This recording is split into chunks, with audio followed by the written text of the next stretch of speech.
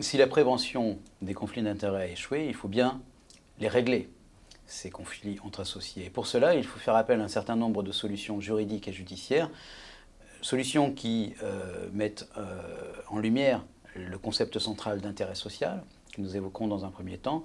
Ensuite, nous évoquerons la question de l'exclusion d'un associé fauteur de troubles, puis la question de la sanction des abus dans le fonctionnement de la société, pour ensuite évoquer les différentes solutions judiciaires qui peuvent exister en cas de conflit. La société est le nœud de multiples intérêts qu'il est souvent difficile de concilier. Et aussi, comme dans toute relation, les rapports entre les différents acteurs de la société peuvent rapidement dégénérer. La pérennité de la société suppose de surmonter ces crises. Mais justement, commençons par la pire situation. La crise n'a pu être surmontée. Quelles conséquences pour la société? Eh bien, sa disparition pure et simple. En effet, l'article 1844-7, cinquièmement du Code civil, énonce « La société prend fin, je cite, par la dissolution anticipée prononcée par le tribunal à la demande d'un associé pour juste motif, en cas de mésentente entre associés paralysant le fonctionnement de la société. Cette cause de dissolution est assez fréquemment demandée. Mais les juges répugnent à l'admettre, particulièrement si la société est in bonis, si elle ne présente pas de difficultés financières. Aussi contrôle-t-il strictement les deux critères cumulatifs posés par la loi. La preuve d'une mésentente entre associés. La mésentente, même bien établie, ne suffit cependant pas à elle seule. Il faut aussi que cette mésentente, c'est le deuxième point, entraîne une paralysie du fonctionnement de la société. Et une simple gêne n'est pas un motif suffisant. Il faut un vrai blocage de la société. Par exemple, ce sera le cas s'il se présente un conflit entre blocs d'actionnaires de même importance pour empêcher la nomination d'un nouveau dirigeant ou toute prise de décision importante par les organes sociaux.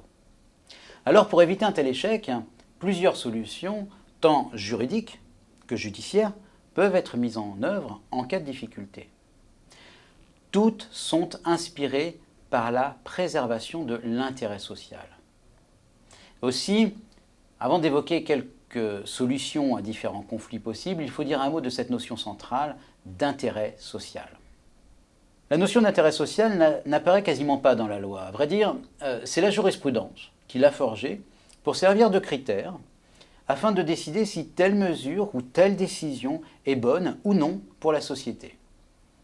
Le contrôle de l'intérêt social est devenu le rôle principal du juge en droit des sociétés.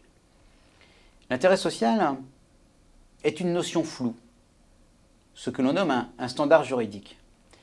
L'intérêt social, en effet, correspond non seulement à l'intérêt commun des associés, mais aussi, et plus largement, à l'intérêt de la société en tant que personne morale, c'est-à-dire en tant que support de l'entreprise. C'est surtout sa fonction qui est importante. C'est en effet à l'aune de l'intérêt social que les juges déterminent si l'exercice des prérogatives des dirigeants et des droits des associés est légitime ou non. C'est donc un critère de légitimité.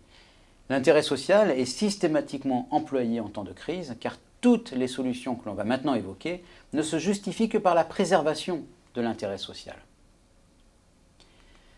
La première de ces solutions consiste à exclure l'associé fauteur de troubles. Lorsque des associés sont en conflit, l'une des solutions peut être de pousser l'un d'entre eux vers la sortie. Et on a déjà évoqué l'importance des pactes d'actionnaires pour prévenir les conflits. Les clauses de sortie, libre, conditionnée, forcée, conjointe, alternative, les clauses de bad liver, sont autant de dispositifs permettant d'éviter que les conflits entre associés ne dégénèrent. Une autre possibilité consiste à insérer dans les statuts une clause d'exclusion. Sauf dans de rares hypothèses légales, un associé a normalement le droit de le demeurer. La seule possibilité d'exclure un associé consiste à l'avoir prévu dans les statuts, soit initialement, soit en cours de vie sociale, mais c'est plus difficile puisque cela suppose alors l'unanimité. La clause statutaire d'exclusion doit définir les situations qui permettent de déclencher l'exclusion. Elle peut prévoir la mésentente ou l'obstruction d'un associé. Techniquement, il s'agira d'une cession forcée des actions de l'associé expulsé, cession soit aux autres associés, soit même à la société en vue d'une réduction de capital. La décision est prise soit par les dirigeants, soit par l'Assemblée, selon ce que prévoient les statuts. Cette clause d'exclusion est l'objet d'un contrôle judiciaire très étroit. Procéduralement, le principe du contradictoire et des droits de la défense doivent avoir été respectés. Sur le fond, la décision ne doit pas être abusive. Cela signifie concrètement qu'elle doit être fondée sur un motif licite et conforme à l'intérêt social. Une autre manière de régler les conflits consiste à sanctionner les différents abus dans le fonctionnement de la société. En effet, plusieurs abus peuvent être commis au sein de la société et pour simplifier, nous n'allons évoquer que les abus de majorité et de minorité. Ceci d'ailleurs procède d'un même esprit, à savoir détourner un pouvoir de sa finalité légitime. Suivant une formule jurisprudentielle classique, il y a abus de majorité lorsqu'une décision est prise contrairement à l'intérêt social et dans l'unique dessein de favoriser les membres de la majorité au détriment des membres de la minorité. Exemple typique, la mise en réserve systématique des bénéfices pour en priver les minoritaires, alors que les majoritaires, en tant que dirigeants, ont d'autres sources de revenus que les dividendes.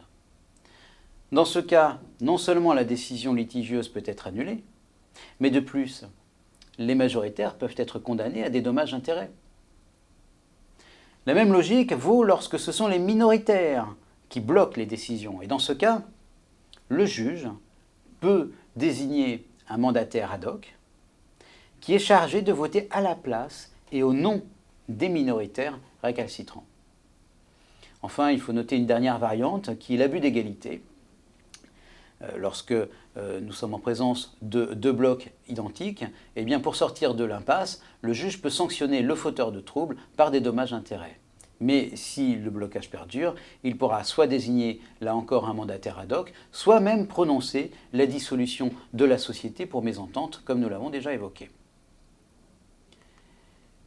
Il nous reste à dire un mot assez rapidement des autres solutions judiciaires qui peuvent régler les conflits entre associés.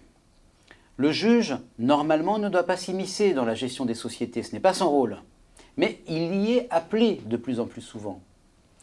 L'équilibre entre l'immixtion inopportune et la nécessité d'intervenir est là encore fondé sur le critère de l'intérêt social. D'une manière générale, le juge dispose de pouvoirs lui permettant de faire respecter les règles du droit des sociétés. Il peut ainsi statuer en référé, c'est-à-dire concrètement en urgence, et prononcer des injonctions, c'est-à-dire des ordres, des commandements, assortis d'astreintes financières pour contraindre à l'exécution. Il peut aussi condamner à des dommages-intérêts, il peut condamner à exécution forcée, il peut annuler des actes ou encore, s'il s'agit du juge pénal, il peut même prononcer des condamnations si le comportement s'analyse en une infraction. Le juge peut aussi faire intervenir différents types d'auxiliaires judiciaires.